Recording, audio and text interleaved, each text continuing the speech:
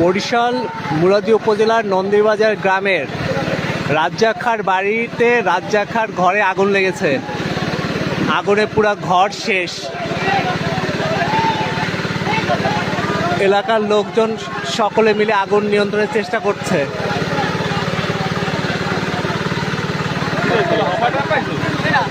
কতগুলো লাগবে?